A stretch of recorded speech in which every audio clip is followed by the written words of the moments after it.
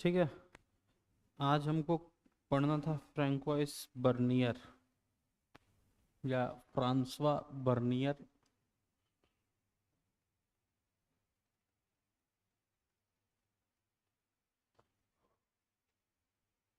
ठीक है। हम्म।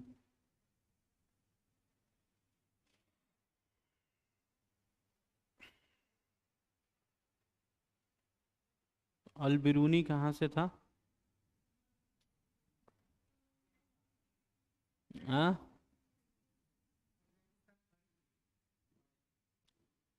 और इब्न बतूता मोरक्को। वापस जाके पढ़ ओढ़ नहीं रहे हो क्या? अच्छा। ठीक। इब्न बतूता दिल्ली सल्तनत के कौन से सुल्तान के पीरियड में था? मोहम्मद बिन तुगलक।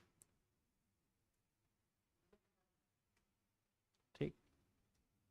मोहम्मद बिन तुगलक ने उसे अपना एम्बेसडर बना करके कहाँ भेजा था?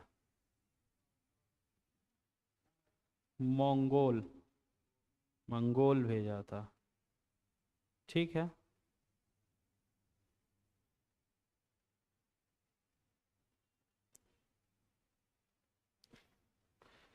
तो उसी सीरीज में, मतलब जो हम लोग पढ़ रहे थे, दो दो ट्रैवलर्स को हमने पढ़ा। अब ये जो तीसरा है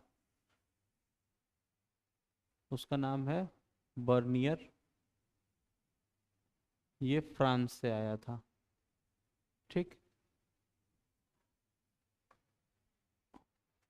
तो देखते हैं इसके बारे में कि लगभग वो कौन सी सदी में आए थे। भारत, इंडिया वो कौन से ईयर में आया था इब्न बतूता?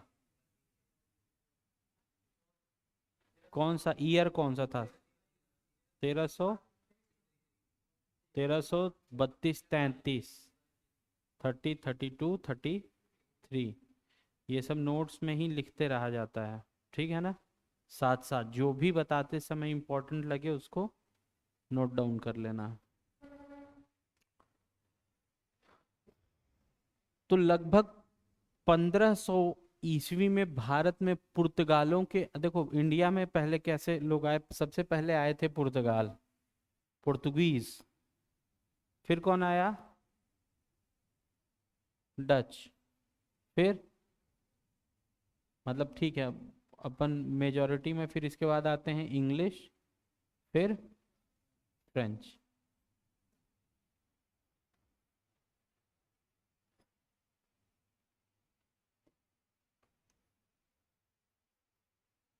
तो सबसे पहले कौन आया था?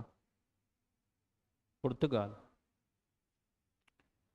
तो लगभग 1500 ईस्वी में, यानी 1500 एडी, भारत में पुर्तगालियों के आगमन के पश्चात उनमें से कई लोगों ने भारतीय सामाजिक रीति रिवाजों तथा धार्मिक प्रथाओं के विषय में विस्तृत वृत्तांत लिखे थे। मतलब जब 1500 में पोर्तुगीज इंडिया आते हैं तो बहुत सारे लोग जो रहते हैं उन लोग क्या करते हैं कि ट्रैवल लॉग, यानी कि जो वो चीज़ें जो कि ट्रैवल करते समय लोग अपनी डायरी में लिखते हैं, तो बहुत सारी चीजें इंडिया को लेकर के इस लोग उस समय पुर्तगालीज के समय में लिखे हुए हैं। उनमें से कुछ चुनिंदा लोग जैसे जेसुइट रॉबर्टो नोबिली ने तो भारतीय ग्रंथों को यूरोपीय भाषाओं में अनुवादित भी किया था। मतलब ये जो नोबिली था, इसने क्या किया कि कई सारे ऐसे भारतीय यानी इंडियन जो टेक्स्ट थे, ग्रंथ थे, उनको क्या किया, ट्रांसलेट किया यूरोपियन भाषाओं में यानी यूरोपियन लैंग्वेज में। सबसे प्रसिद्ध यूरोपीय लेखकों में से एक का नाम दुआर्ते बारबोसा या बरबोसा का है, जिसने दक्षिण भारत में व्यापार और समाज का एक विस्तृत विवरण लिखा।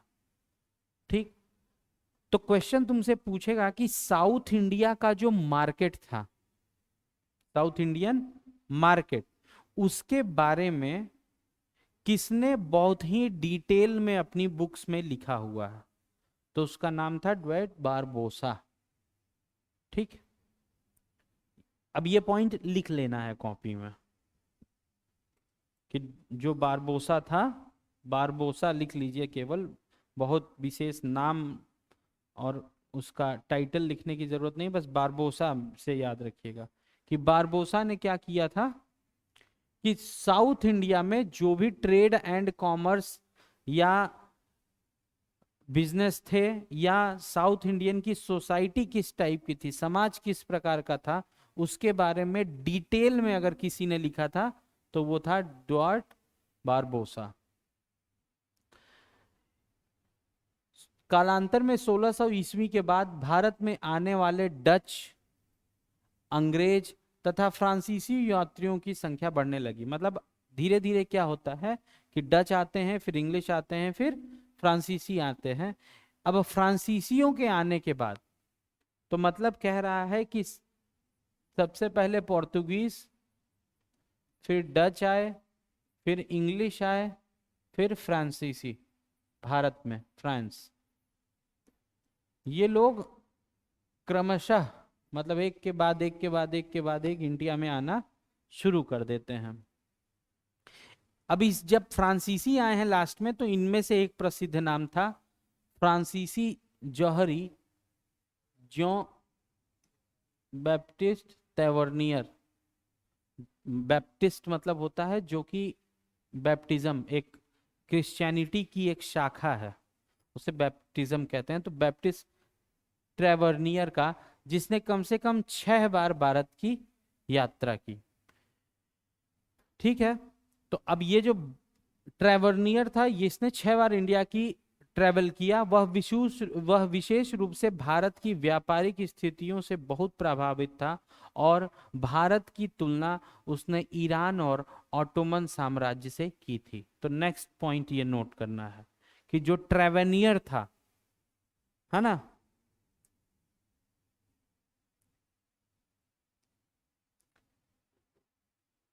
जीन बैप्टिस्टे टैवर्नियर, स्पेलिंग इसकी है टैवर्नियर, टैवर्नियर, जीन बैप्टिस्टे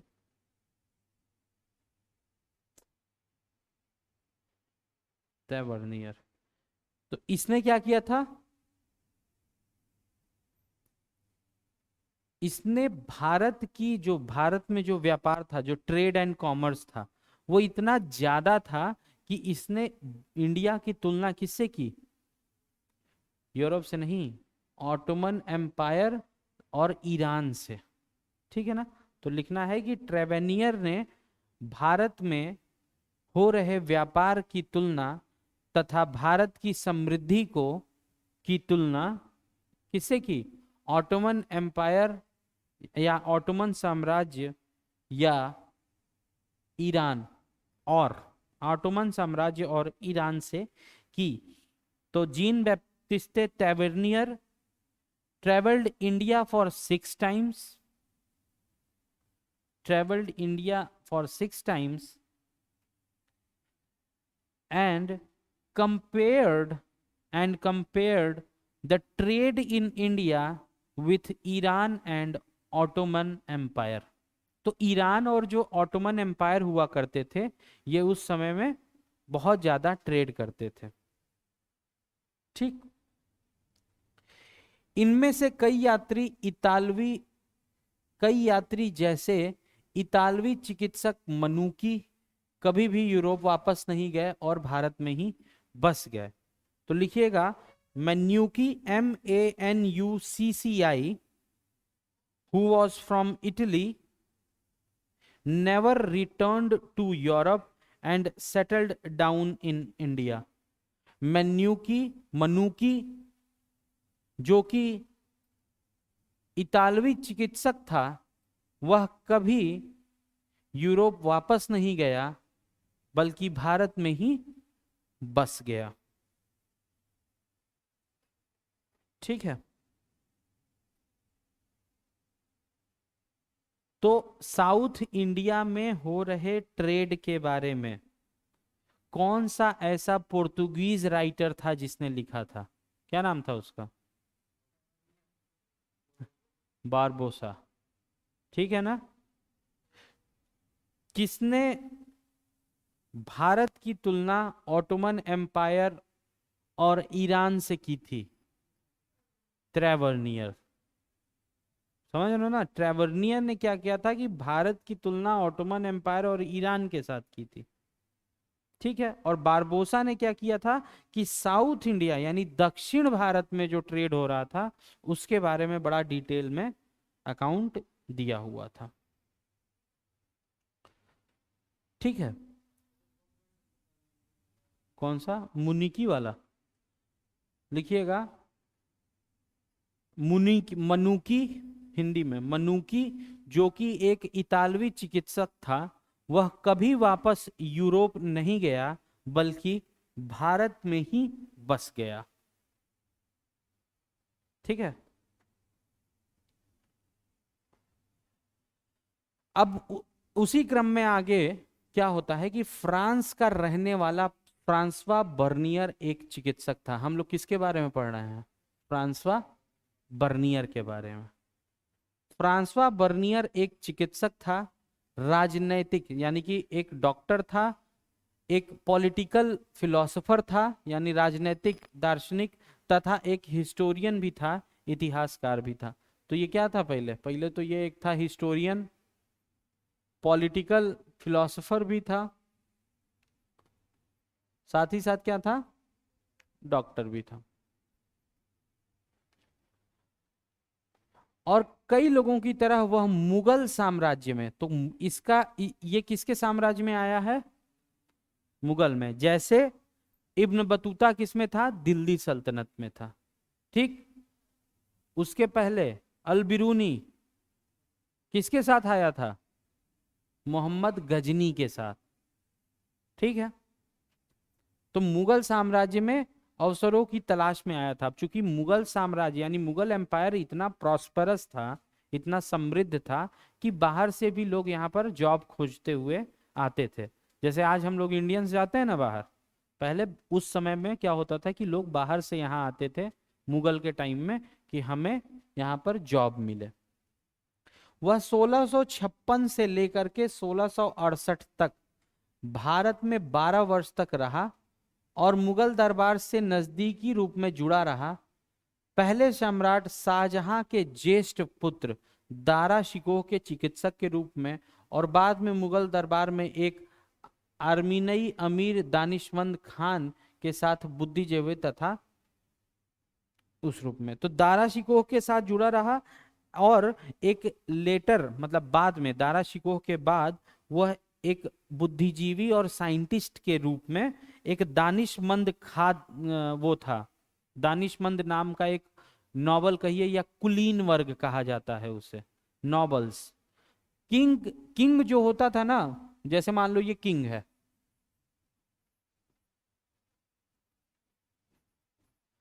तो किंग को मैंने बताया था कि किंग को पहला तो प्रीस्ट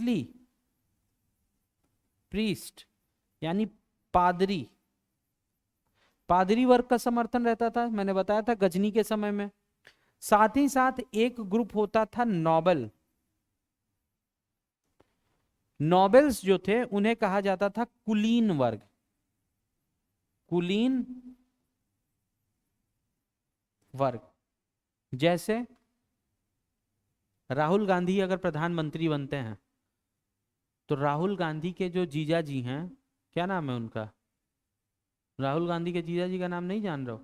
प्रियंका वाड्रा का नाम सुने हो? प्रियंका गांधी का नाम सुने हो ना? प्रियंका गांधी के हस्बैंड का क्या नाम है? रॉबर्ट वाड्रा। तो जब हरियाणा की तरफ निकलोगे तो डीएलएफ, डीएलएफ सुनते हो ना? डीएलएफ, डीएलएफ एक ऐसी कंपनी है जो कि रियल इस्टेट सेक्टर में, जो कंपनी बिल्डिंग्स वगैरह, शॉपिंग मॉल वगैरह जो बनते हैं, उसमें डीएलएफ का बहुत नाम है। और डीएलएफ के एक तरीके से कहो मालिक हैं रॉबर्ट वाड्रा। तो पैसे वाले हैं। तो राजा को के कुछ जानकार लोग जो होते थे वो नॉबेल्स भी होते थे। तो नॉबेल्स यानी कुलीन वर्ग का भी सपोर्ट रहता था राजा को, क्योंकि कुलीन वर्ग को क्या करना था? बिजनेस करना था। और धार्मिक रूप से पादरी या प्रीस्ट क्लास का भी सपोर्ट किसको रहता था? किंग को। ठीक।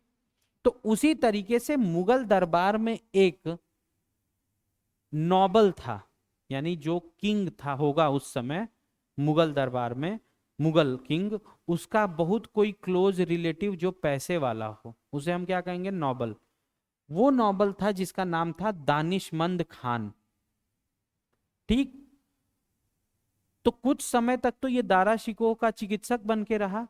उसके बाद यानी दारा शिकोह के बाद यह मुगलों के साथ, दानिशमंद खान एक नॉबल था, उसके साथ मिल करके मुगल एम्पायर में काम कर रहा था।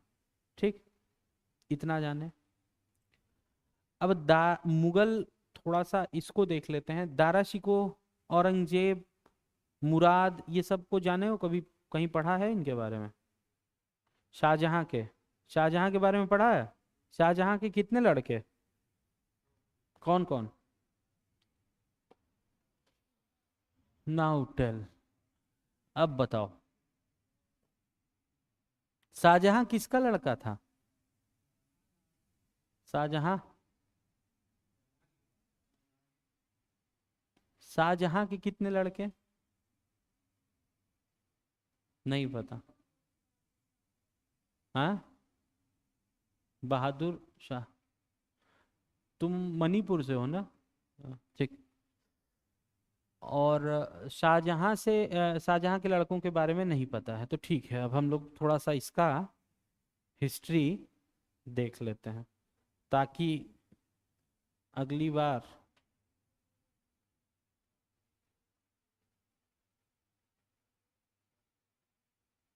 कोई खाली पेज नहीं है क्या? हम्म, ये सही है।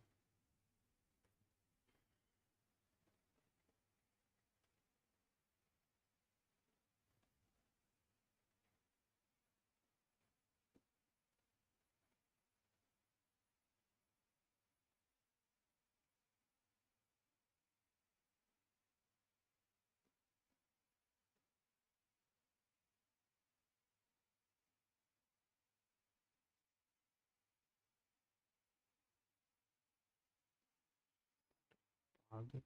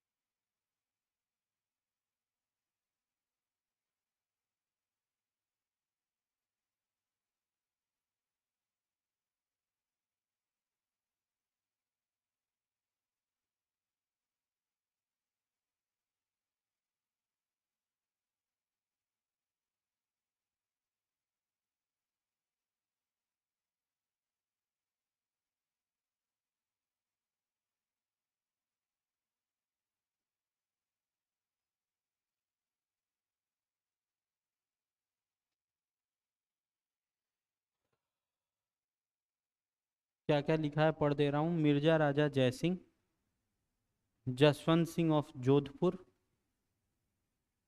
बैटल ऑफ बहादुरपुर, ठीक है, बैटल ऑफ धर्मट,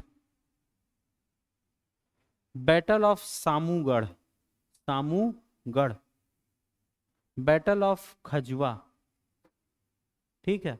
स्पेलिंग बदल सकती है कहीं पे, लेकिन कहने का मतलब है कि खजवा को खजवा ही है। फिर है लास्ट में बैटल ऑफ दोराई, दोरई या दोराई जो भी जगह है। दोराई, दोरई जो है या दोराई जो है, ये नियर अजमेर, अजमेर के पास है। ये जो है जगह, ये है कहीं पे आगरा के पास, ठीक है। तो देखो, शाहजहां के चार पुत्र, चार लड़के, ये हो गया नॉर्थ, ये क्या है साउथ, ईस्ट, वेस्ट। नॉर्थ में, यानी नॉर्थ में जगह थी आगरा। आगरा में रूल कर रहा था शाहजहां, था दिल्ली में। शाहजहां क्या था, मुगल सम्राट था ना, तो शाहजहां कहाँ था, दिल्ली में। चार उसके लड़के थे। पहला नॉर्थ में यानी आगरा में जो, उसने चारों को, उसके चार पुत्र थे, चारों को चार जगह पोस्टिंग दी हुई थी अपने एम्पायर में। उत्तर में यानी नॉर्थ की तरफ आगरा में अगर देखा जाए तो पोस्टिंग दिया था उसने दारा को, दारा शिको। साउथ में अगर हम बात करें महाराष्ट्र में, महाराष्ट्र, तो यहां पे उसने पोस्टिंग दी हुई थी किसको, औरंगजेब को। वेस्ट में, अब ये समझना कि ये भारत है, ये ऐसे अपना,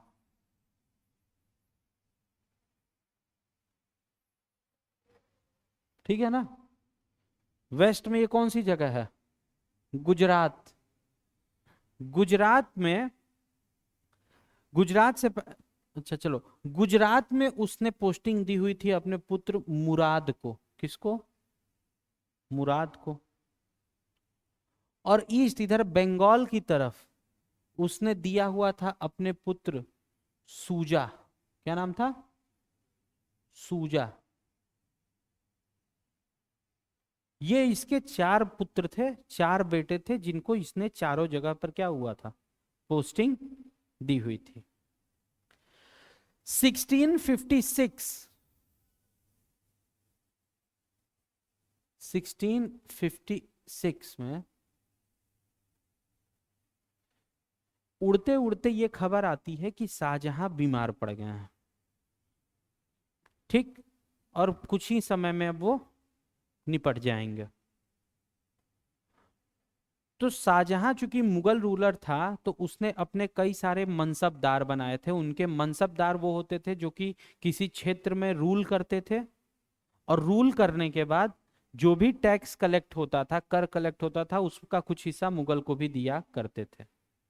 वो इंडिपेंडेंट किंग होते थे, स्वतंत्र राजा ही होते थे, लेकिन उनकी संधि मुगल एम्पायर के साथ हुई रहती थी। जैसे अपने यहाँ राजपूत, जो अपने यहाँ राजपूत राजा थे राजस्थान के, उनमें कई सारे जो थे वो मुगलों के मनसबदार भी थे, ठीक।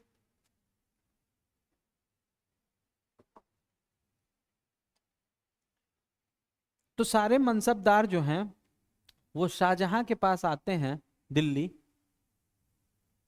और कहते हैं कि महाराज, आपका स्वास्थ्य सही नहीं रह रहा है, तो हो सकता है कि ऐसा हो जाए कि आप इससे पहले कि निपटें, आप ये बता दीजिए कि आपके बाद राजा कौन बनेगा। तो शाहजहां का सबसे जो फेवरेट पुत्र रहता है वो रहता है कौन, दारा। दारा की पोस्टिंग कहां पे है, आगरा में। ठीक। तो वो कहता है शाहजहां कि अगर मैं मर जाता हूं ना तो मेरे बाद दारा को तुम लोग राजा बना देना। तो सब कहते हैं कि ठीक है। अब ये खबर आ जाती है कि शाहजहां ने कहा है कि अगर उनकी मृत्यु हो जा रही है तो उनके बाद किसको राजा बना देना? दारा को। अब मुगल में क्या था कि अब ये जो खबर थी कि दारा को राजा बनाना है, ये व्हाट्सएप के द्वारा चारों लोगों को पहुंच जाती है कि राजा शाहजहां तो पापा तो ये बोल रहे हैं कि दारा को राजा बनाएंगे। और मुगलों में क्या था, या मुगलों में अमूमन ये रहा है कि बाप क्या बोलेगा, कौन किसको राजा बनना है, ये डिसाइड नहीं था।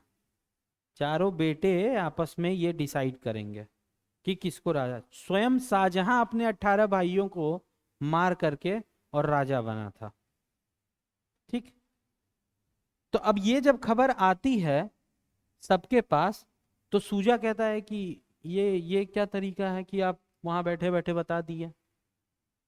सूजा कहता है कि ये हम डिसाइड करेंगे कि कौन राजा बनेगा। मुराद जो है वो इधर सुनता है, औरंगजेब नीचे। तो औरंगजेब क्या करता है कि ये मुराद को कॉल करता है, फोन। कहता है कि भाई सुनने में आया पापा क्या बोल रहे हैं? तो कहता है कि हाँ सुनने में तो आया। ये क्या तरीका होता है? वो बोल रहे हैं कि दारा दारा कैसे राजा बन जाएगा? तो औरंगजेब कहता है कि हाँ वही मैं भी कह रहा हूं कि हम चारों भाइयों में सबसे ज्यादा कोई अगर योग्य है तो वो तुम हो, और वो कैसे राजा उसको बना सकते हैं? तो कहता है सही बोल रहे हो क्या? वो मतलब रिपीट करो। तो कहा हाँ हाँ, सबसे योग्य तुम हो, तुमको राजा बनना चाहिए। तो कहता है ठीक है वो बात तो ठीक है, और तुम कहा नहीं नहीं हम यहीं पे सही हैं, लेकिन हाँ तुम दारा से लड़ो, हम तुमको सपोर्ट करेंगे। तो कहता है ठीक है भाई मिल के मारेंगे। कहा ठीक। अभी ये दोनों आपस में बात कर रहे थे, तब तक इनकी एक्साइटमेंट बहुत ज्यादा हो जाती है, इनको ज्यादा जल्दी रहती है राजा बनने की। ये अपनी सेना लेकर के चढ़ देते हैं कहाँ? आगरा की तरफ। और आगरा की तरफ जब चढ़ते हैं तो अभी शाहजहां तो जिंदा था। तो अब जब शाहजहां जिंदा है तो शाहजहां बुलाता है अपने सारे मनसबदारों को, और बुला करके कहता है कि ये बताओ तुम्हारा राजा कौन? तो कैसा साहब आप ही हैं राजा। तो कहे कि मैं जिसको राजा मान चुनना चाहूंगा तुम लोग मानोगे ना? तो कहा हाँ बिल्कुल, आप जिसको कहेंगे राजा वो हमारे लिए राजा। तो कहता है कि मैंने बोला था तुम लोगों से कि मैं दारा को अपने बाद मुगल सम्राट बनाना चाह रहा हूं, लेकिन हमारे चारों लड़के जो हैं इस बात से खुश नहीं हैं, और सूजा जो है वो अटैक कर रहा है कहाँ? दारा के ऊपर। तो तुम लोग मेरी तरफ से लड़ोगे? तो कहा हाँ बिल्कुल लड़ेंगे, बताइए किसको भेजना है लड़ने के लिए? तो शाहजहां कहता है मिर्जा राजा जय सिंह से कि तुम जाओ और दारा की तरफ से सूजा से लड़ाई करो। तो मिर्जा राजा जो जयपुर वाला क्षेत्र है वहां के ये राजा थे, मिर्जा राजा जय सिंह। इनको शाहजहां कहता है कि तुम जाओ और जा करके क्या करो? दारा की तरफ से सूजा से लड़ाई करो। तो सूजा चढ़ाई करता है आगरा की तरफ, दारा की तरफ से कौन लड़ने आ रहा है? मिर्जा राजा जय सिंह। और पहला जो युद्ध होता है उसे कहा गया है क्या?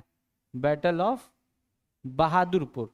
बहादुरपुर आगरा के ही आसपास का कोई क्षेत्र है जहां पर कि सूजा और मिर्जा राजा जय सिंह के बीच में लड़ाई होती है, और मिर्जा राजा जय सिंह जो है वो सूजा को पटक के मारते हैं और उसको भगा देते हैं, और वो लड़ाई में हार जाता है तो भाग जाता है और बंगाल वापस चला जाता है। यहां से एक झाम तो खत्म हुआ सूजा वाला जय सिंह के वजह से। अब इधर से ये दोनों प्लान बनाते हैं कि अब हम लोग चल के आगरा को हम लोग कैप्चर करेंगे, दारा को मारेंगे। तो जब दारा, अब यहां पर जब ये बात आती है कि हम दोनों मिल करके और दारा को मतलब खत्म करेंगे, तो शाहजहां कहता है कि इधर जो बंगाल से जो खतरा था ये तो छोटा था, इसको तो चलो ठीक है निपटा दिए। वेस्ट से यानी पश्चिम की तरफ से दो खतरे आ रहे हैं। एक कौन आ रहा है? मुराद, और दूसरा औरंगजेब। और मुराद और औरंगजेब दोनों साथ में हैं। तो उस समय क्या हुआ कि अब इनसे कौन लड़े, इनसे कौन लड़ेगा? तो फिर नाम आता है जसवंत सिंह का। पूरे इतिहास में औरंगजेब को अगर किसी ने इतना भी नहीं सेटा है, सेटना मतलब हम लोगों की तरफ होता है लिफ्ट देना, किसी को भाव देना, या उससे 1% भी किसी के अंदर भय ना रहा हो, वो व्यक्ति कौन था? जसवंत सिंह। कैसे? अभी हम देखते जाएंगे। तो अब जसवंत सिंह को कमान दी जाती है कि जसवंत सिंह जाओ जाकर के अब तुमको सूजा और अरे सॉरी मुराद और औरंगजेब की कंबाइंड आर्मी से तुमको वहां पर लड़ना है। तो कहता है मैं नहीं जाऊंगा। कहा क्यों? ये जोधपुर के थे जसवंत सिंह। कहे हम क्यों जा करके लड़े, हमको क्या मिलेगा दारा की तरफ से लड़ने के लिए? तो शाहजहां कहता है कि तुम जब वहां जाओ। अच्छा, इस बीच क्या होता है कि मुराद कहता है कि भाई औरंगजेब, हम अपनी सेना लेकर के इधर की तरफ बढ़ेंगे, तुम भी अपनी सेना लेकर के यहाँ की तरफ बढ़ना, और मालवा एक जगह है, मालवा मध्य प्रदेश में है ना। कहते हैं मालवा में हम लोग दोनों लोग मिलेंगे अपनी अपनी आर्मी को लेकर के। तो 50,000 की फौज लेकर के ये आ रहे थे और 50 की फौज लेकर के ये आ रहे थे। ये लोग आते हैं मालवा, और मालवा जो था ना ये बहुत ही रिच प्लेस यानी पैसे वाली जगह थी। जो शहंशाह या जो सम्राट हुआ करता था वो हमेशा मालवा को अपने पास रखता था। तो जसवंत सिंह कह दिए कि हमें क्या मिलेगा कि हम जाएं दारा की तरफ से लड़ाई करने के लिए। तो शाहजहां कहता है कि बेटा तुम वहां पर जाओ, तुमको मालवा दे देंगे। और मालवा बहुत ही पैसे वाली जगह थी। तो जसवंत सिंह कहता अच्छा ठीक है तब हम जाएंगे। और जसवंत सिंह आकर के कहाँ बैठ जाता है? मालवा। अब मालवा जैसे ही जसवंत सिंह बैठा जाकर के और इनकी आर्मी पहुंचती है, तो इन दोनों को ये लग जाता है कि जसवंत सिंह तो भाई स्ट्रांग आदमी है, ये हम लोग को बांध के मारेगा। तो आर्मी लेकर के 1 लाख की आर्मी लेकर के ये पहुंचते हैं। तो जसवंत सिंह रुकता है कि कहाँ? तो कह रहा है, तो अब ये औरंगजेब से उम्र में बड़ा भी था। तो कहा अंकल जी पापा की तबीयत खराब है। औरंगजेब कहता है पापा की तबीयत खराब है, और क्या आप अपने पापा से भी मिलने नहीं जाने देंगे क्या? तो जसवंत सिंह कहता है यहाँ पे बात हो रही है, कहाँ पे? मालवा में। तो जसवंत सिंह कहता है नहीं, बहुत अच्छे संस्कार हैं तुम्हारे, क्यों नहीं पापा से मिलना चाहिए, बिल्कुल मिलना चाहिए। लेकिन ये बताओ अगर पापा बीमार हैं तो 1 लाख की फौज कौन लेके जाता है मिलने के लिए? फौज यहीं पर रखो और जाओ मिल के आओ अकेले अकेले। तो औरंगजेब समझ जाता है कि ओ, अगर इससे इस जगह पे अगर झाम किए तो ये मारेगा। तो कहता है अच्छा ऐसा है कि देखिए अब 1 लाख की भाई हमारी ही नहीं है, 50 मुराद की भी है, 50 हमारी है, ऐसा नहीं है। ठीक है हमको 1 महीने का समय दीजिए, हम यहाँ पर फौज को अपने, अब 1 लाख की फौज है तो उसको तो सडन छोड़ के जा भी नहीं सकते हैं ना, और ना ही लौटा सकते हैं वापस। तो कहा कि 1 लाख की फौज है, इसको यहीं पर रहने दीजिए, थोड़ा सा सेटिंग वेटिंग करते हैं, फिर जैसे ही सेट हो जाएगा सब कुछ तो हम लोग चले जाएंगे अकेले, पापा से मिलके चले आएंगे। क्योंकि शाहजहां की तबीयत खराब थी ये सबको पता है। तो कहता है कि ठीक। अब 1 महीना तक मालवा में इन दोनों की कंबाइंड आर्मी 1 लाख की संख्या में बैठी हुई है। औरंगजेब ये जान रहा होता है कि अगर हम अकेले तो मतलब हम दोनों इससे जसवंत सिंह से तो लड़ाई कर नहीं सकते हैं। तो जसवंत सिंह के ही साथ एक जसवंत सिंह का सेनापति था जिसका नाम था कासिम खान। ये लिखने की जरूरत नहीं है इसलिए क्योंकि ये बहुत डिटेल वाली चीजें, कहानी की तरह खाली सुनते जाओ। क्या नाम था? कासिम खान। कासिम खान था मुसलमान। अब एक दिन कासिम खान ऐसे टहल रहा था, औरंगजेब उसको बुलाता है कासिम इधर आओ। हाँ हाँ। कह रहा सुने तुम हिंदू हो गए हो। कहा कि हिंदू कहाँ है, पागल हो क्या, हिंदू क्यों हो गए?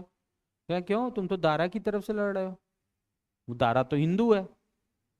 तो औरंगजेब औरंगजेब कहता है, तो कासिम खान कहता है तुम पागल हो गए हो क्या, दारा कहाँ हिंदू है, दारा तुम्हारा भाई है। अच्छा, दारा क्या था कि दारा बड़ा ही लिबरल आदमी था, ठीक है। वो जनेऊ वनेऊ धारण उसका काम था, वो उठ करके जैसे पूजा करता था, शास्त्र पढ़ता था, ऋग्वेद पढ़ता था, गीता पढ़ता था, त्रिपुंड पुंड लगा करके जनेऊ वनेऊ डाल के ओम भूर्भुवः स्वः, मतलब वो पूरा देता था लाइट। तो कहा कि वो दारा जो है वो तो हिंदू है, औरंगजेब कहा। तो वो बोला कि दारा तो तुम्हारा भाई है, हिंदू थोड़ी है वो। कहा कि तुम जान नहीं रहे हो दारा हिंदू है या नहीं है।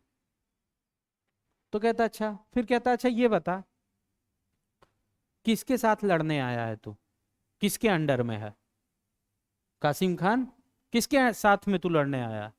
तो कहता है जसवंत सिंह के साथ। तो कहा जसवंत सिंह क्या है? कहा हिंदू है। कहा अच्छा, बहादुरगढ़ की जो लड़ाई हुई थी सूजा के खिलाफ, वो किसने लड़ी थी? तो कहा जय सिंह ने। तो कहा जय सिंह कौन है? कहा वो हिंदू है। तो कहा कौन कौन आया है तेरे साथ? तो कहा कि कोटा से मुकुंद सिंह हांडा। तो वो क्या है? वो हिंदू है। और कौन आया? तो रतलाम से रतन सिंह आए हुए हैं। तो रतलाम सिंह से रतन सिंह क्या है? हिंदू। कहा बस मैं समझ गया भाई, क्या कहना चाह रहे हो तुम।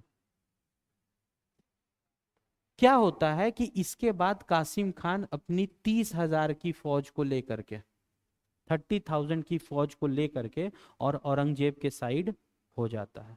और हमेशा याद रखना, अगर सेना कभी भी टूटती है तो दो तरीके से घाटा होता है। एक तो ये कि संख्या में कमी, और दूसरा ये कि एडिशनल जो इंफॉर्मेशन है, जो सेना की इंफॉर्मेशन है वो भी चले जाते हैं।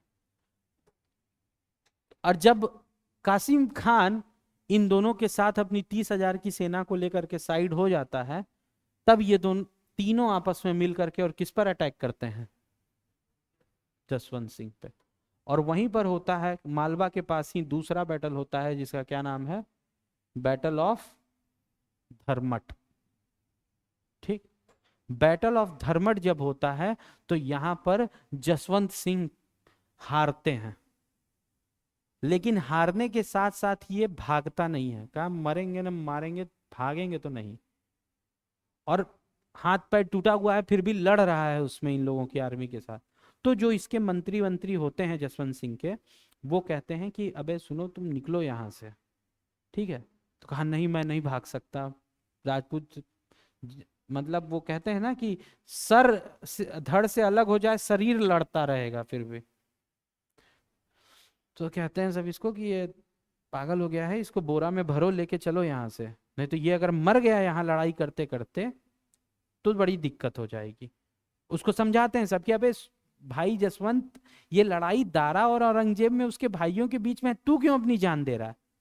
तुझे दारा ने या शाहजहां ने बोला था कि जा करके मेरे तरफ से लड़, लौट करके जाके बोल देंगे कि भाई हार गए, नहीं जीत पाए, लड़ने तो गए ही थे, तो इसमें जान क्यों देगा? नहीं, मारेंगे, मारेंगे। तो उसको भरे बोरा में लेके जोधपुर की तरफ चल दिया। अच्छा, अब जोधपुर में क्या घटना होती है कि जोधपुर में जब ये खबर जाती है कि जसवंत सिंह हार गए हैं, तो उनकी जो रानी रहती हैं, जसवंत देव कहा गया उनको, हाड़ाबाई जसवंत देव करके, तो उनको ये खबर आती है कि साहब जो हैं वो हार गए हैं और लौट रहे हैं घर। तो राजपूतों की जो वाइफ होती थी वो उन्हों से 4 हाथ आगे होती थी। वो कह रही है भाग के आ रहे हैं रणभूमि में से, क्या? हाँ, भाग के। तो खबर फैलवा दी पूरे जोधपुर में कि ऐसा है कि राजा मर चुके हैं, ठीक है, ये लोग सब लोग लड्डू वड्डू खाओ। राजा मतलब पहले होता था ना कि अगर युद्ध में कोई राजा शहीद होता था तो लड्डू बंटवाया जाता था, क्योंकि वो वीरता का एक होता था कि शहीद हुए। तो कहा लो लड्डू वड्डू खाओ सब लोग, राजा मर चुके हैं, युद्ध में खत्म हो गए। अब राजा किला विला बंद करवा दी, गेट वेट सब। अब राजा पहुंचे हैं जब गेट पे, तो गेट खटखटाए, खोला, उसके अंदर हाँ, कहा कि गेट खोलो। कहा कि आप कौन? कहा कि मैं जसवंत सिंह। कह रहा है आपके तो हमने लड्डू खा लिए हैं। तो कहता है तब उसके साथ तो फिर रानी आती है, रानी को बुलाते, कहता है कि रानी कहती है कि अरे ये हारा हुआ आदमी, ये यहाँ पर आया है, इसको तो मैं कभी अपने आंख से नहीं देखना चाहती हूँ, ये भाग के आया है। ये वो दुनिया भर का। तो जो साथ में मंत्री लोग इसको लेके भगाए रहते हैं जसवंत सिंह को, वो कहते हैं कि अरे कंडीशन ऐसी बन गई थी, ये आ नहीं रहा था, इसको हम लोग जबरदस्ती लेकर के आए हैं, क्योंकि इसकी मृत्यु अगर हो जाती तो वो जोधपुर के लिए बहुत खराब स्थिति पैदा कर देती।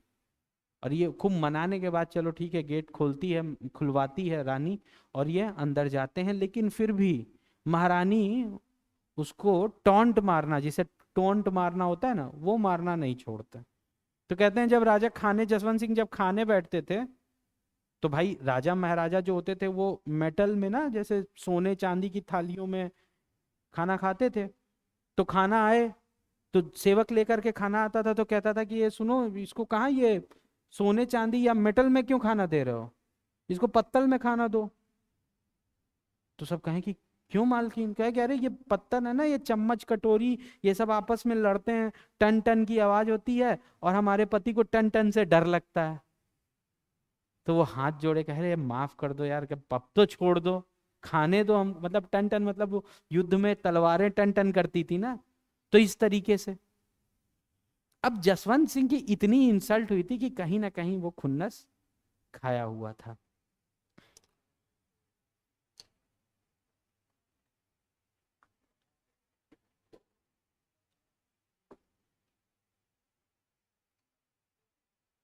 अच्छा, अब क्या होता है कि धर्मट तक समझ गए ना, धर्मट में क्या होता है, जसवंत सिंह मतलब लड़ाई में से चले जाते हैं जोधपुर वापस।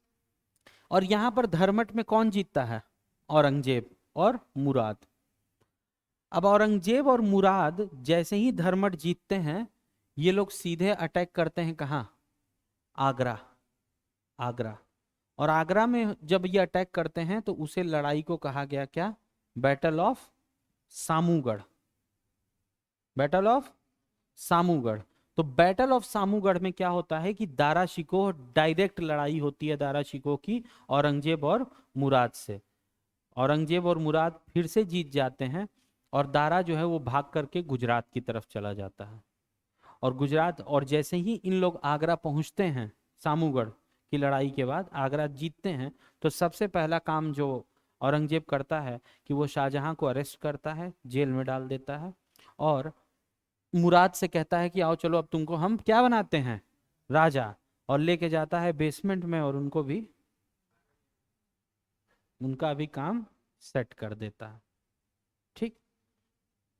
अब उनका जब काम सेट, मुगल एम्परर अब ये खुद को क्या क्या घोषित कर दिया, अब ये मुगलिया सम्राट हो गया, क्योंकि दारा भाग गए, सूजा इधर ही है, दारा भाग के चले गए और मुराद खत्म ही हो गए। ठीक।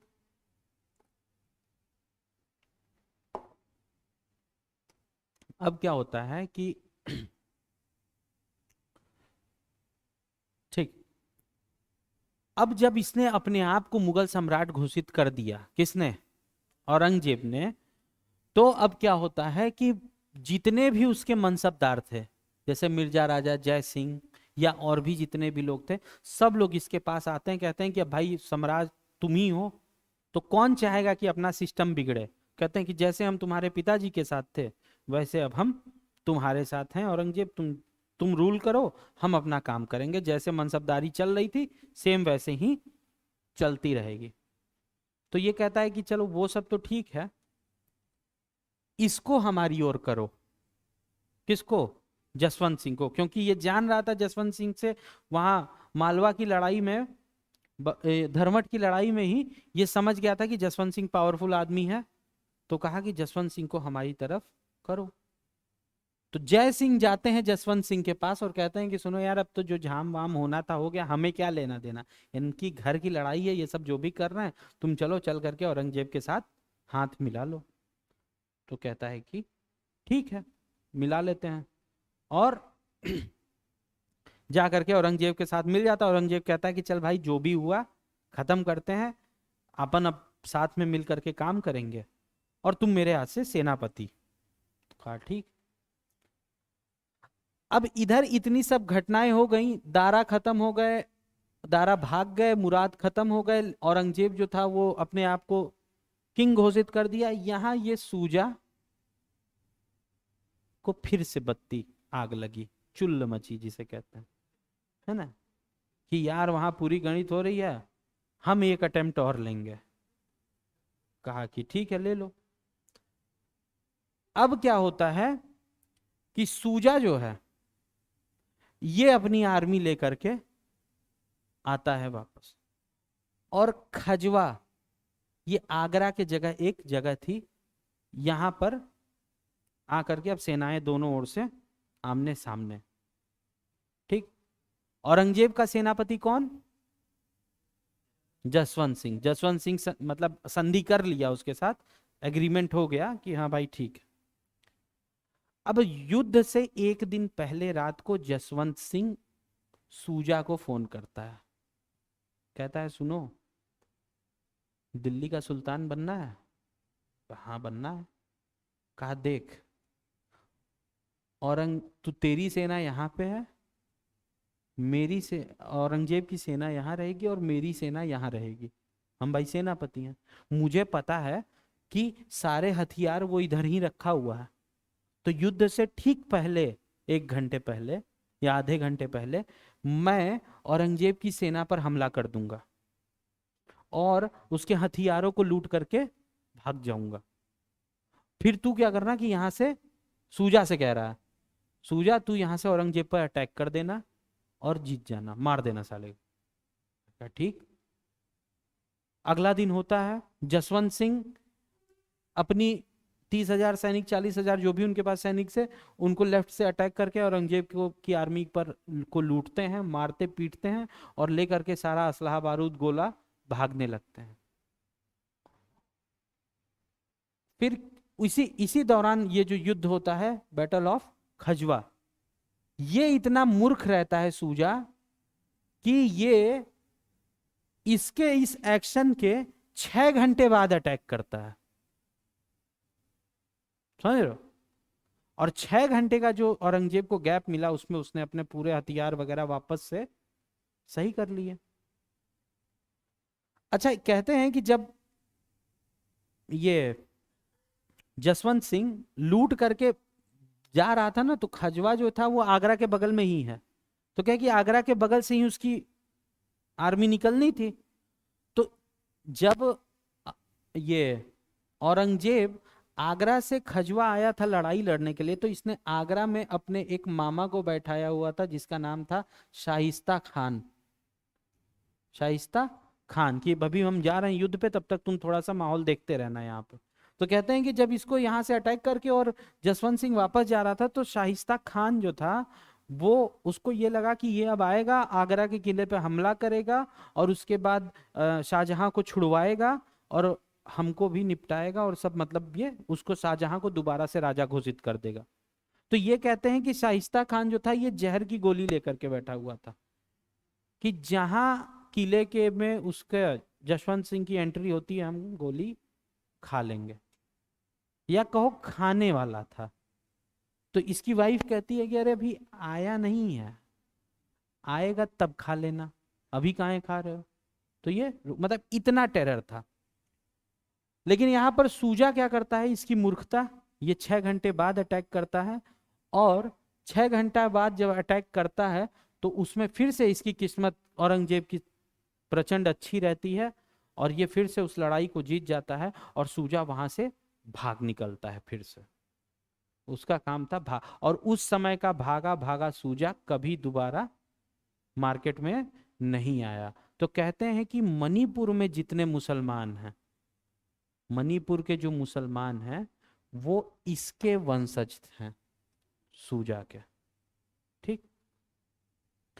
तो बैटल ऑफ खजवा हो गया। ये लेकर के अपना आइटम पूरा सब कुछ जसवंत सिंह कहां पहुंचता है? जोधपुर। जोधपुर, जोधपुर पहुंचता है, और जब तक इसको खबर आती है कि सूजा भाग गया। अरे कहा यार, गजब मूर्ख आदमी था। अब क्या करें? तो ये फोन करता है दारा को। ठीक, हाँ, दारा को फोन करता है, कहता है सुनो, मुगल राजा बनोगे? तो कहता हाँ बनेंगे। कहता है ठीक है। अच्छा, ये अब दारा के साथ डील कर रहा है, ये खबर औरंगजेब को पता चल जाती है, तो औरंगजेब इसको दोबारा बुलाता है, कहता है भाई काहे जाम कर रहे हो, तुमको क्या दिक्कत है हमसे? हाँ, ये दारा के साथ हाथ मिलाना बंद करो, तुमको मैं गुजरात दे देता हूँ, गुजरात जाओ रूल करो, वहां की भी मनसबदारी तुम्हारी। तो कहता है कि ठीक है। अब जब ये गुजरात, जब जब दारा को ये पता चलता है कि जसवंत सिंह को गुजरात मिल गया है और जसवंत सिंह दोबारा से औरंगजेब के साथ में है, तो दारा भाग करके सिंध चले जाते हैं। गुजरात के पीछे क्या है? सिंध है, सिंध भाग जाते हैं। तो जसवंत सिंह क्या पहुंचता है गुजरात अपना। इधर यहाँ का माहौल जो थे वो,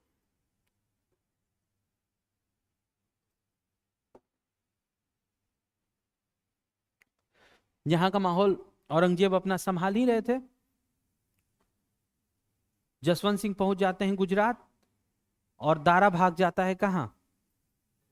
सिंध। तो जब जसवंत सिंह गुजरात पहुंचते हैं, तो फोन करते हैं दारा को कि दिन चले मारने औरंगजेब को। दारा कहता है कि हाँ हाँ चलो, चलते हैं। अब क्या होता है कि वो कहता है कि सुनो, ऐसा है ना कि तुम आओ और औरंगजेब पे अटैक करते हैं, अकेले मत आना, मैं तुम्हारी पीछे से मदद कर दूंगा, अकेले मत आना, एक दो लोगों को और अपने साथ लेकर के आना, क्योंकि औरंगजेब बहुत पावरफुल हो गया है। तो दारा चलता है, उधर से आता है, सिरोही एक जगह है वहां पर ये चित्तौड़गढ़ के राजा जय राज सिंह को चिट्ठी लिखता है, कहता है कि मुगलिया सल्तनत की जो पगड़ी है वो अब आपके चरणों में है राज सिंह, आप प्लीज हमारी मदद करिए इस औरंगजेब को हराने के लिए। तो जो चित्तौड़गढ़ के राज सिंह थे, उसकी दारा से एकदम नहीं बनती थी, तो उन्होंने मना कर दिया। अब दारा जो है वो चला आया कहाँ? दोराए। दोराई तक चलता हुआ आता है, दोराई नियर अजमेर। अजमेर में आता है दारा। अब यहाँ पर जसवंत सिंह के लिए, अब जसवंत सिंह उससे भी डील किया हुआ है, और ये भी जान रहा है कि अकेले इस समय औरंगजेब इतना स्ट्रांग हो गया है कि मैं अकेले दारा को किंग तो बना नहीं सकता हूं, और दारा के पास कोई और आदमी था नहीं। तो कहता है कि अच्छा ठीक है, चलो दोनों लड़ जाओ, लड़ो। तो बैटल ऑफ दोराई होने वाली होती है। तो औरंगजेब फोन करता है इनको, जसवंत सिंह को, कहता है कि जल्दी आओ, कहाँ हो? तो कह रहा है यार आज तबीयत खराब है, हम आ नहीं पाएंगे, क्योंकि जान रहा था कि दारा को भी विश्वास में लिए हुए हैं, तो दारा के अगेंस्ट कैसे लड़ें फिर। बहरहाल यहां पर क्या होता है कि बैटल ऑफ दोराई होती है बिटवीन दारा वर्सेस औरंगजेब। दारा वापस लौट करके आता है जब, तो और इस लड़ाई में जसवंत सिंह पार्टिसिपेट नहीं करता है, तबीयत खराब होने का बहाना देकर के आता ही नहीं है। यहाँ पर फिर से बैटल ऑफ दोराई में औरंगजेब की जीत होती है, और औरंगजेब जो है वो दारा को पकड़ के मार देता है। इवन दारा को तो वो बहुत ही खराब तरीके से मारा होता है। कहते हैं कि पहले वो दारा को पकड़ करके ले जाते हैं, उसके हाँ दारा शिकोह के, और उसके नाखून निकालता है पहले, फिर उसकी आंखें निकलवा लेता है, और उसके बाद उसको पूरी दिल्ली में बिना कपड़ों के घुमाता है, और कहता है कि दिल्ली के जितने भी लोग हैं वो इसके ऊपर टॉयलेट करें, इसके ऊपर थूकें। और फिर जब सब कुछ ये करवा लेता है, दिल्ली के सारे लोग लगभग दारा शिकोह के ऊपर टॉयलेट करते हैं, उसके ऊपर थूकते हैं, फिर अंत में ले जा करके उनको हलाल करता है दारा शिकोह। और दारा शिकोह को हलाल करने के बाद भी, मतलब वो क्रूरता देखिए उसकी, वो कितना क्रूर शासक था औरंगजेब, कि गर्दन कटवाने के बाद उसकी, उसको कहता है कि सुनो सुनो, ये सब, ये जो इसकी इसका सर है ना, इसको बढ़िया गिफ्ट रैप करो और इसको भेजो शाहजहां को, और वो भी कहना कि, और साथ में एक चिट्ठी दिया, और कहा कि ये गिफ्ट उनको तब देना जब वो खाना खाने बैठे हों, तो और ये चिट्ठी उनको पहले पकड़ाना। तो शाहजहां जेल के अंदर खाना खाने बैठे हुए थे, वहां पर वो जाता है, गिफ्ट पहुंचता है, गिफ्ट बॉक्स, और एक चिट्ठी पहुंचती है, कहता है कि पापा अभी तक तो जो कुछ भी हुआ चलिए ठीक है, हम भाई आपस में लड़े रहे, मैंने जो भी किया उसके लिए माफी चाहता हूँ, इन सब के बदले में ये एक उपहार आपको भेज रहा हूँ, कृपया इसको ग्रहण करिएगा। तो खाना लगा है सामने, वो गिफ्ट खोलते हैं, अंदर से दारा की सर। तो कहते हैं शाहजहां 3 दिन तक उल्टी किया था। भाई सबसे ज्यादा जिस पुत्र को माना शाहजहां, वो कौन था? दारा। और दारा की जब, अब सबसे ज्यादा मानने वाले पुत्र का आंख निकला हुआ सर अगर सामने है, तब तो उल्टी तो करेगा ही आदमी। तो वहां से फिर ये जब दारा को मार देता है, और इसने कहा कि तू अपने पिता से कि तुम इसी लायक थे, ठीक है। और कहते हैं कि जब तक शाहजहां आगरा में बंद था, औरंगजेब एक बार भी आगरा उससे मिलने तक नहीं आता है। सिर्फ तभी आता है जब शाहजहां की मौत हो जाती है, तब वो फाइनली आता है आगरा, वरना वो आगरा भी कभी नहीं आया औरंगजेब, ठीक है। तो ये थी दारा की कहानी, औरंगजेब की कहानी, और औरंगजेब कैसे एक शासक कैसे बना। लेकिन थोड़ा सा और आगे अब जान लो, जब इतना ही जान लियो तो उसके बाद जो साउथ वाली जगह थी ना, साउथ इंडिया, महाराष्ट्र वाला, यहां पर सबसे ज्यादा औरंगजेब को अगर कोई परेशान कर रहा था तो वो व्यक्ति था शिवाजी। शिवाजी। तो दारा ये औरंगजेब ने क्या किया कि इसका जो मामा था ना शाइस्ता खान, इसको भेजा कि जाओ तुम जा करके महाराष्ट्र में, माने वहां पर रूल करो, मैं दिल्ली। अब भाई वो तो सुल्तान हो गया, वो दिल्ली बैठ रहा है। तो शाइस्ता खान जाते हैं और पूना का किला, पुणे का जो फोर्ट है उसको कैप्चर कर लेते हैं। शिवाजी चाहते थे कि पुणे का किला हम कब्जा कर लें, और शाहिस्ता खान की मदद के लिए वो जसवंत सिंह को फिर से अलॉट करता है, कहता है कि जसवंत सिंह से कि तुम जाओ और शाहिस्ता खान को हेल्प करना जहां भी हो। जसवंत सिंह पहुंचते हैं वहां पर, पुणे का किला कब्जा, ये लोग, ये शाइस्ता खान जो है वो पुणे का किला कब्जा कर लेता है। शिवाजी चाहते थे कि पुणे के किले पर किसका कब्जा हो? उनका कब्जा हो, शिवाजी का। तो जसवंत सिंह रात को फोन करता है शिवाजी को, किला चाहिए? तो कहते हैं हाँ चाहिए, कैसे? कहा देखो मैं मुगलिया सेनापति हूँ, ठीक है। मैं एक काम करता हूँ, तुम लोग, मेरे पास मुगल आर्मी की ड्रेस है, ठीक, ये लो ड्रेस, 400 ड्रेस, मुगल आर्मी की 400 ड्रेस वो दे देता है किसको? शिवाजी को। कौन? जसवंत सिंह। और कहता है कि यहीं पहना देना सबको और हमला कर देना। तो वो 400 लोगों की टीम होती है, शिवाजी सबको ड्रेस पहनाते हैं, और मंदिर वो किले के गेट को खटखटाते हैं। तो निकलता है वो जो किले का दरवाजा, कहता है कि, तो कहा कि हम लोग मुगल सैनिक हैं, इसी रास्ते होकर के जा रहे थे, रात बहुत हो गई है, थक गए हैं, तो थोड़ा सा आराम करना चाहते हैं। तो मुगल आर्मी की ड्रेस पहने हुए किले के अंदर उनको एंट्री दी जाती है। शिवाजी घुस जाते हैं किले के अंदर, और शाइस्ता खान की छाती पर जाकर के रात को ही बैठ जाते हैं, और उसका हाथ पकड़ते हैं, एक अंगूठा काटते हैं उसका, शिवाजी। किसका? शाइस्ता खान की। और कहते हैं बेटा जिस तेजी से यहाँ आए थे उसी तेजी से यहाँ लौट जाओ, दोबारा अगर पुणे में दिख गए तो गर्दन काटेंगे तुम्हारी। शाइस्ता खान भागता है, और पुणे के किले पर किसका कब्जा? शिवाजी का कब्जा हो जाता है।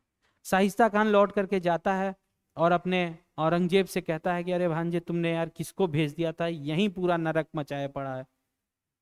तो औरंगजेब कहता है यार मामा आप दिमाग ना खराब करो, ये सीधे सीधे बोलो कि तुम हारे हो शिवाजी से, यहां से निकल लो, नहीं तो मार लाठी तुम्हारा हम हाथ पैर तोड़ देंगे। वो सुनता नहीं है, भगा देता है शाइस्ता खान को कि हटो यहां से मेरे आंख के सामने से, तुम्हें किला ना संभाल पाए। फिर औरंगजेब का एक लड़का रहता है मुअज्जम। कौन?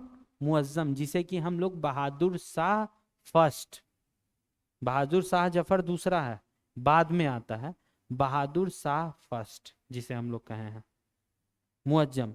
तो उसको भेजता है औरंगजेब कि जाओ तुम जाकर के और महाराष्ट्र में अब तुम संभालो। शाइस्ता खान तो नहीं संभाल पाए, अब तुम संभालो। तो मुअज्जम बहादुर शाह जो है वो साउथ में जाते हैं। वहां जब वो पहुंचते हैं तो जसवंत सिंह जो है वो मुअज्जम से पूछता है, क्यों मुगल किंग बनोगे? तो वो कहता है कि हाँ बनेंगे। तो साउथ इंडिया में मुअज्जम यानी बहादुर शाह जो रहता है वो अपने आप को कहता है कि मैं मुगल सम्राट हूं। बाप से ही विद्रोह कर देता है, औरंगजेब से। अब औरंगजेब को ये समझ में आ जाता है कि गुरु गेम ये जसवंत सिंह ही कर रहा है पूरा, इसको यहां से हटाओ। तो इसको उठा करके और काबुल भेज देता है, काबुल के सेनापति के रूप में। कहता है कि यहां जब तक रह रहा था ना तब तक डिस्टर्ब किए पड़ा था, और था इतना पावरफुल कि उसने मुगल जजिया नहीं लगाने दिया था औरंगजेब को कभी। मतलब ठीक है वो इस तरह का काम कर रहा था कि मुगल वो चाह रहा था कि जिस तरीके से भी कभी भी मिले मौका हम औरंगजेब की, हाँ, लेकिन वो था भी पावरफुल आदमी। जजिया जो रिलीजियस टैक्स होता था ना, धार्मिक कर, वो जो लगाता था औरंगजेब नहीं लगा पाया था जोधपुर में। ये लगाने ही ना दे उसको, कहा हमारे एरिया में जजिया पजिया नहीं लगेगी। तो अब क्या था कि औरंगजेब भी इससे डायरेक्टली लड़ाई करना नहीं चाहता था। तो औरंगजेब जो है वो इसको उठा करके कहाँ भेज देता है? काबुल। कहता है बेटा अब तुम यहीं बैठे रहो। और जैसे ही इसको काबुल की पोस्टिंग देता है औरंगजेब, एक आदेश पास करता है, एक ऑर्डर निकालता है, कहता है कि जितने भी मंदिर जोधपुर में है सबको तोड़ डालो। एक भी मंदिर जोधपुर में बचना नहीं चाहिए, औरंगजेब बोला। और जसवंत सिंह कहाँ का था? जोधपुर का है। अभी कहाँ पे है? काबुल। अब ये खबर पहुंचती है किसके पास? जसवंत सिंह के पास। अब वो बैठा बैठा अपना बाल नोचे, है कि अब क्या करें? जितनी देर में हम अपनी आर्मी लेकर के वहां तक जोधपुर तक पहुंचेंगे काबुल से, उतनी देर में तो सारे मंदिरों को तोड़ दिया जाएगा। क्या किया जाए, क्या किया जाए, क्या किया जाए, कुछ समझ में नहीं आ रहा। तो जसवंत सिंह एक ऑर्डर पास करता है कि काबुल में जितनी मस्जिदें हैं तोड़ना शुरू करो। और काबुल ही क्या, ईरान तक जितनी मस्जिदें हैं तोड़ना शुरू करते चले जाओ। अब ये खबर पहुंचती है किसके पास? औरंगजेब के पास। और औरंगजेब कहता है कि अरे यार हम राजा बने हैं। मैं वही बात कहा कि जब कोई किंग बनता है तो उसको किसका सपोर्ट रहता है? पादरी वर्ग का और कुलीन वर्ग का, यानी प्रीस्टली क्लास और नोबल क्लास का। तो औरंगजेब को समर्थन था मौलवी मुल्लाओं का। तो औरंगजेब कहा कि अगर मस्जिदें टूट गई तो ये कहेंगे सब कि तुम कैसे राजा हो कि तुम्हारे राज्य में मस्जिदें टूट गई। तो वो कहता है कि नहीं नहीं नहीं, ऑर्डर कैंसिल करो, कोई मंदिर नहीं टूटेगा। तो उधर पे वो ऑर्डर कैंसिल करता है कि कोई मस्जिद नहीं टूटेगी। तो 1678 में, 1678 में काबुल में ही जसवंत सिंह की मौत होती है। जब काबुल में जसवंत सिंह की 1678 में मौत होती है तो औरंगजेब अपने यहाँ पार्टी देता है और कहता है कि आज कुफ्र का दरवाजा टूटा है। कुफ्र मतलब मूर्ति पूजा कहा गया, कि आज कुफ्र का दरवाजा टूटा है। यानी कि उन मूर्ति पूजकों के सामने जो दरवाजा बन के व्यक्ति खड़ा था जसवंत सिंह, आज वो दरवाजा टूट गया है। और 1678 में जसवंत सिंह मरते हैं और 1679 में औरंगजेब जो है वो जजिया लगा देता है। तो क्वेश्चन ये आता है कि औरंगजेब ने जजिया कौन से सन में लगाया? तो 1679 में। तो इतनी कहानी समझ गए ना? संघर्ष समझ गए पावर का, किस तरह से स्ट्रगल हुआ था मुगलिया सीट को पाने के लिए औरंगजेब के। इसी में दारा सिकोह का भी तुम लोग जान गए। कितनी, कहाँ के थे वो? आगरा के थे। बाकी सब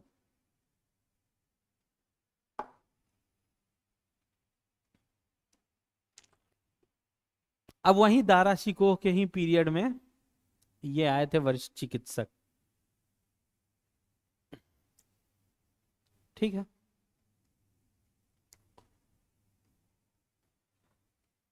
अब वरिष्ठ जो चिकित्सक हैं, इनका देखिए इन्होंने क्या किया कि ईस्ट और वेस्ट की कंपैरिजन किया, यानी कि तुलना किया।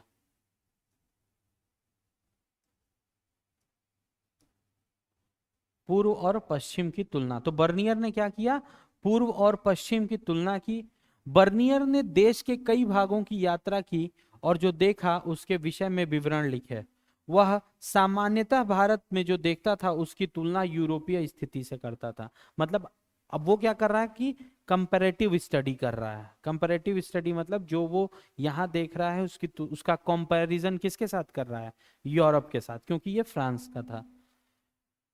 उसने अपनी प्रमुख कृति को फ्रांस के शासक लुई 14 को समर्पित किया था और उसके कई अन्य कार्य प्रभावशाली अधिकारियों और मंत्रियों के पत्रों के रूप में लिखे गए थे। लगभग प्रत्येक दृष्टांत में बर्नियर ने भारत की स्थिति को यूरोप में हुए विकास की तुलना में दयनीय बताया। मतलब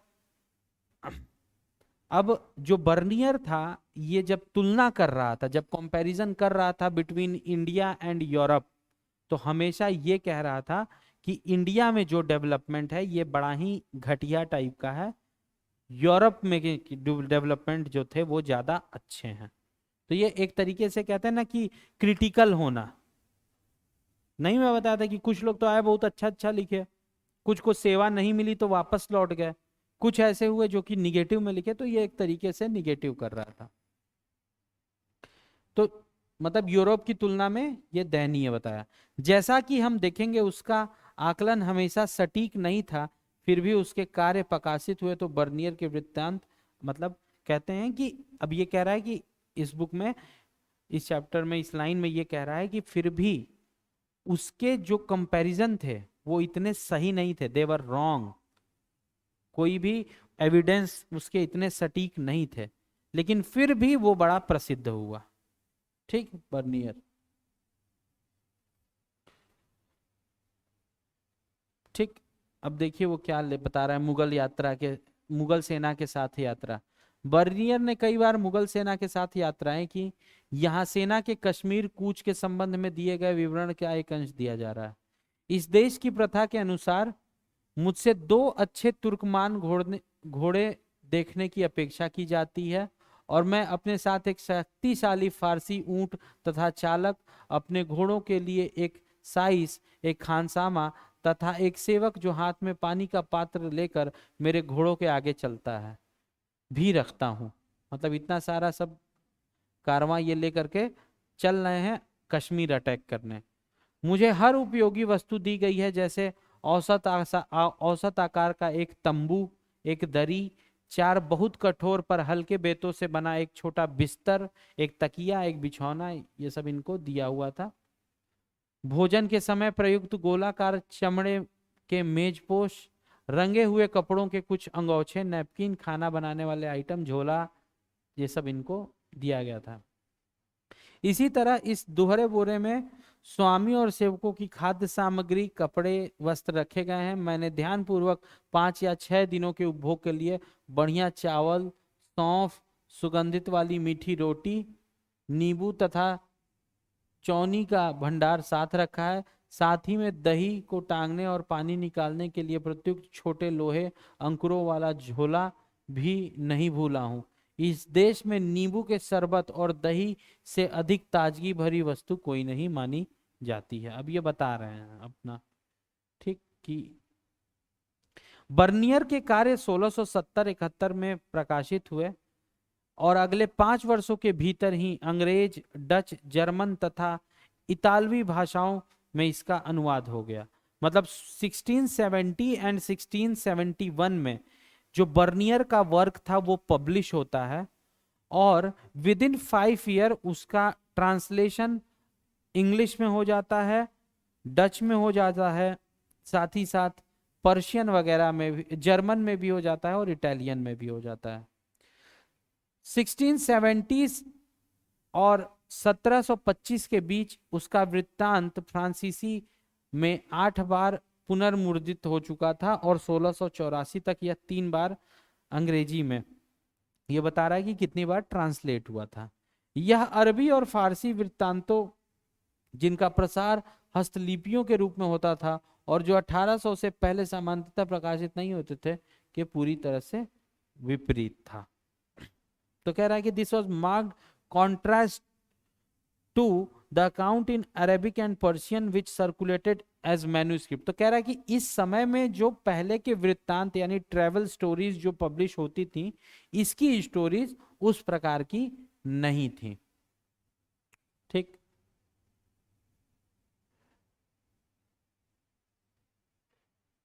भारत के विषय में विचारों का निर्माण व प्रसार। भारत के विषयों के विचारों का सृजन और प्रसार कर यूरोपीय यात्रियों के वृत्तांतों ने पुस्तकों को प्रकाशन और प्रसार के माध्यम से यूरोपीय लोगों के लिए भारत की एक छवि के सृजन में सहायता की। बाद में 1750 के बाद जब शेख इत्तसमुद्दीन तथा मिर्जा अबू तालिब जैसे भारतीयों ने यूरोप की यात्रा की, तो उन्हें यूरोपीय लोगों की भारतीय समाज की छवि का सामना करना पड़ा और उन्होंने तथ्यों की अपनी अलग व्याख्या के माध्यम से इसे प्रभावित करने का प्रयास किया। मतलब ये कह रहा है कि अब ये जो किताब लिख करके चला गया, इसकी वजह से जब इंडियंस यूरोप गए तो उनको बड़ा ही एक कहते हैं ना कि निगेटिव फेस करना, वो फेस करने को मिलता है, जिसे कि बाद में लोगों ने सही करने की कोशिश की। ठीक, अब है विशाल पहुंच वाली भाषा एक। तो संस्कृत के विषय में अल-बुरूनी यह लिखता है कि यदि आप इस कठिनाई से पार पाना चाहते हैं, मतलब संस्कृत भाषा सीखने से पार पाना चाहते हैं, तो यह आसान नहीं होगा, क्योंकि अरबी भाषा की तरह शब्दों तथा विभक्तियों दोनों में ही इस भाषा की पहुंच बहुत विस्तृत है। इससे एक ही वस्तु के लिए कई शब्द मूल तथा व्यस्तुपन दोनों में प्रयोग होते हैं। मतलब कुल मिला के इसका कहना यह है कि संस्कृत एक कठिन भाषा थी।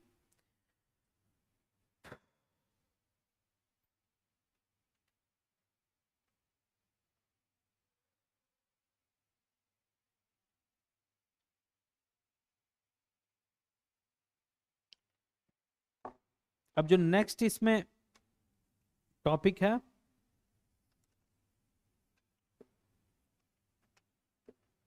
यार ये कहानी सुनाने के चक्कर में बहुत लेट हो जा रही है, बड़ा चैप्टर है ये, कोई नहीं। ठीक, अब making sense of an alien world, Al-Biruni and the Sanskritic tradition. तो अल-बरूनी का कहा है कि अल-बरूनी जो है, अब यहाँ जब आया तो वो उसके लिए एक अपरिचित संसार था। अल-बरूनी किसके साथ आया था? मोहम्मद गजनी के साथ आया था। और संस्कृतवादी परंपरा के बारे में अगर हम देखें, तो जैसा कि समझने में क्या, संस्कृत पढ़ने में या समझने में क्या दिक्कत थी, कि जैसा कि हमने देखा है, यात्रियों ने उपमहाद्वीप में जो भी देखा, सामान्यतः उसकी तुलना उन्होंने उन प्रथाओं से की जिनसे वे परिचित थे। प्रत्येक यात्री ने जो देखा उसे समझने के लिए एक अलग विधि अपनाई। उदाहरण के लिए अल-बरूनी ने अपने लिए निर्धारित उद्देश्य में निहित समस्याओं से परिचित था। उसने कई अवरोधों की चर्चा की जो उसके अनुसार जो उसकी समझ में बाधक थे। इनमें पहला अवरोध भाषा थी। तो अल-बरूनी कहता है कि सबसे ज्यादा वहां पर जा करके अगर हमें किसी चीज में दिक्कत महसूस होती है तो वो थी वहां की भाषा। उसके अनुसार संस्कृत, अरबी और फारसी इतनी भिन्न थी, मतलब संस्कृत जो थी वो अरबी और फारसी से इतनी ज्यादा डिफरेंस रखती थी कि विचारों और सिद्धांतों को एक भाषा से दूसरी में अनुवादित करना आसान नहीं था। मतलब it was very hard to translate Sanskrit in Farsi और अरेबिक। ओके, उसके द्वारा चिन्हित दूसरा अवरोध, अब पहला क्या था? तो अगर तुमसे क्वेश्चन पूछता है कि अल-बरूनी के अगर ट्रेवलॉग की हम बात करें तो उसके हिसाब से कौन कौन सी मुख्यतः चीजें ऐसी थी जो उसके लिए अवरोध यानी कि एक तरीके से हर्डल का काम कर रही थी इंडियन सोसाइटी में, तो पहला था लैंग्वेज, लैंग्वेज ट्रांसलेशन। दूसरा था उसके द्वारा चिन्हित दूसरा अवरोध धार्मिक अवस्था, यानी कि रिलीजियस बिलीफ, धार्मिक अवस्था में और प्रथा में भिन्नता थी, मतलब धार्मिक डिफरेंसेस यानी रिलीजियस डिफरेंसेस जो थे उसके अनुसार। तीसरा अवरोध जो था वो अभिमान था, यानी ईगो। क्या था? ईगो। मतलब जैसे पहले होता नहीं था कि ऋषि मुनि जो होते थे उनके पास अगर तुम कुछ सीखने जा रहे हो ना तो पहले तुमसे काम करवाते थे, खूब काम करा लें, बाद में तुम उनको अगर इस लायक लगते थे कि हाँ तुमको ज्ञान देना चाहिए तो तुमको ज्ञान देते थे, अदरवाइज नहीं देते थे। तो वही कहा कि ये जो ईगो वाला बात था ना, सेल्फ एब्जॉर्प्शन, वो तीसरा था। अब किसी के पास जा रहे हैं, ज्ञान लेने दे ही नहीं रहा है। यहां रोचक बात यह है कि इन समस्याओं की जानकारी होने पर भी अल बिरूनी लगभग पूरी तरह से ब्राह्मणों द्वारा रचित कृतियों पर आश्रित रहा। उसने भारतीय समाज को समझने के लिए अक्सर वेदों, पुराणों, भगवत गीता, पतंजलि की कृतियों तथा मनुस्मृति आदि के अंश से। तो अगर पूछे कि मनुस्मृति, अरे सॉरी, अल बिरूनी के सोर्सेज क्या क्या थे, कहाँ से उसने नॉलेज गेन किया, तो वो वेद, पुराण, भगवत गीता तथा पतंजलि के कृतियों तथा मनुस्मृति आदि से उसने अपना वो किया था। ठीक है, तो अब आज के लिए इतना ही, बाकी हम लोग इसको कल खत्म करेंगे। ठीक।